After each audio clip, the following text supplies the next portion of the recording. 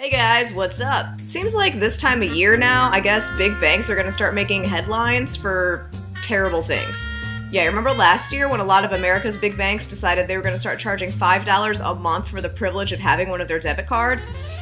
That didn't end up working out because people were so upset about it. Credit unions actually stood up this time last year and said, alright, banks treat you really bad, and credit unions are an alternative. So we're gonna set up bank transfer day, and they encouraged everybody to go ahead and just get rid of their bank and come over to one of their local credit unions. So this week has been another crappy week for one of America's biggest banks. They were threatened by Middle Eastern hackers earlier, and they have about 16,000 more people to lay off by the end of the year if they want to hit their goals that they had at the beginning of the year. Banks just kind of blow my mind. Like, I didn't like how I was treated there. I don't like the way that they do business, and I kind of want to share my own experience of what it's like being in a credit union.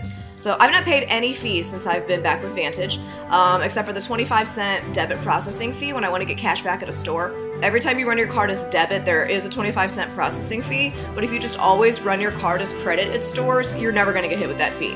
So for me, it was just more convenient to pay 25 cents and get the 20 bucks I needed right at Walgreens or Schnucks or whatever than have to make a separate trip to the ATM. I also haven't overdrafted since I've been at Vantage, and even if I had, our Not Your Mama's account gives you one overdraft forgiveness every 6 months. So if you do mess up, I mean, even if it's completely your fault, all you have to do is call in and say, hey, I messed up, can I go ahead and call in my fee rebate, and that'll just be deposited right back into your account. There's nice people here, there's good service whether I call in or go into a branch.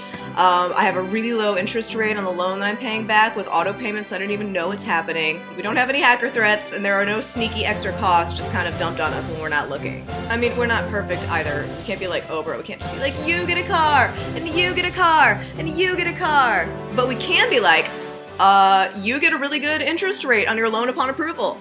And you get a really good interest rate on your loan upon approval. And you can get cash from any credit union or 7-Eleven ATM nationwide. And you can get cash from any credit union or 7-Eleven ATM nationwide. There is a bit of a learning curve to get used to when you're switching over to like a local co-op if you're used to a really big national company. But I personally think the switch and the effort is worth it to know you're supporting a local business that you can actually believe in. With a credit union, the members own it.